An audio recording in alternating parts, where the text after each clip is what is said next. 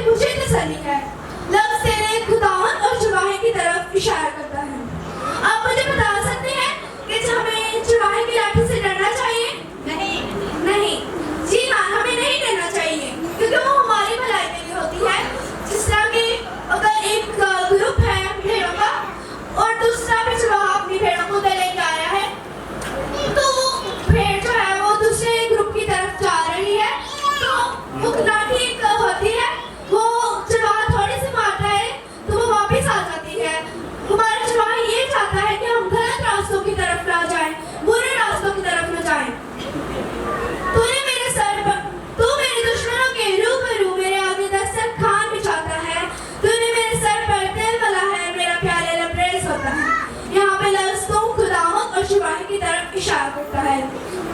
यहाँ पे तौबा पे कह रहे हैं कि मेरा चुराहा, मेरा खुदावंद मेरे दुश्मनों के सामने मुझे खाना देता है। तूने मेरे सर पर तेल मला है, मेरा प्याला लबरेज होता है। यहाँ पे लफ्ज़ तूने खुदावंद और चुराहे की तरफ इशारा करता है। तेल, ये जो तेल है ये कोई लोकल तेल नहीं है जिसे हमें बार-बार खरीदना पड़े। ये तेल एक ऐसा तेल है जो मज़हब को बयान करता है, जो रूह को रसा। जिस तरह पैनाल्ज़ो ने हमें बताया कि ऐसा जब हम नसीहत में बढ़ते हैं, खुदा के अंदर अपना ईमान मजबूत करते हैं, तो खुदा एक वक्त आता है जब हमारे ऊपर शैतान मुश्किलें भेजता है, तब खुदा हमें एक मददगार भेजता है जो कि रूह कुदस है। हम रूह कुदस से बढ़ जाते हैं और रूह कुदस के अंदर रहकर उसकी मदद से हम हर काम कर सकते हैं। यकीनन भलाई और रहमत उम्र भर मेरे साथ साथ रहेंगी और मैं हमेशा खुदावंद के घर में सकूनत करूंगा। जो भलाई है, वो जो रहमत है, वो हमारे साथ रहती है, हमें सिक्योर करती है, हमें प्रोटेक्ट करती है, ताकि हमें कोई नुकसान ना पहुंचे। हमारे लिए वो हमें सिक्योर करती है, एक सिक्योरिटी गार्ड की तरह। हमेशा, यहाँ पे लफ्ज़ जो हमेशा है, ये इससे मुराद 1 महीना नहीं, 2 महीने नहीं, 3 महीने नहीं, 6 महीने नहीं, 1 साल नहीं, 2 साल नहीं, 6 साल नहीं, बल्कि हम पूरी लाइफ के लिए खुदावंद के घर में सकूनत करते हैं। अगर हम देखें तो यहाँ पे पुराने अहदनामा में खुदावंद के ऊपर दाऊद नबी ट्रस्ट करता है। दाऊद नबी खुदावंद को अपना चुराहा मानता है और अपने आप को भेंट करता है। लेकिन अगर हम नए अहदनामा में देखें तो यीशु मसीह अपने लोगों को भेंट करता है और अपने आप को चुराहा कहता है। अगर हम इस फुल पोर्शन में देखें तो अगर हम 2nd और 3rd वर्स में देखें, हरी हरी चरागाहें, राहत के चश्मे, सदाकत की राहें, अच्छी जगहों पे हमें खुदा लेके जाता है। लेकिन जो मौत के सैर वादी है, हम उसके अंदर जाते हैं, हमें शैतान की तरफ से जाते हैं। लेकिन हमारे अंदर वो डर नहीं होना चाहिए कि मैं हार जाऊंगा या फिर मुझे ये बीमारी लग जाएगी, या मेरे से मुश्किलात गुजरेगी, या मैं इस परेशानी का सामना करूंगा। हमें इस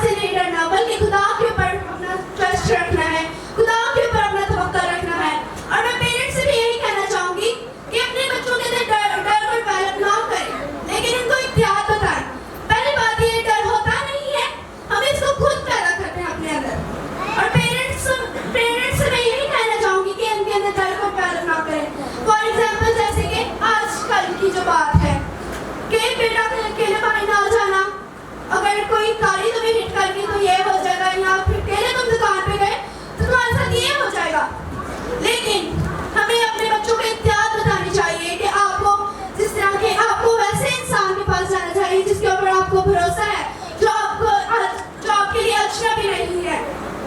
आपको उस इंसान के पास जाना चाहिए, आपको देख के रोड जब क्रॉस करते हैं आपको देख के जाना चाहिए कि इधर उधर से गाड़ी नहीं आ रही, बल्कि हम उनको एक बात बताएं, हमें इनके अंदर डर को डेवलप नहीं करना, ताकि जब डर को डेवलप करते हैं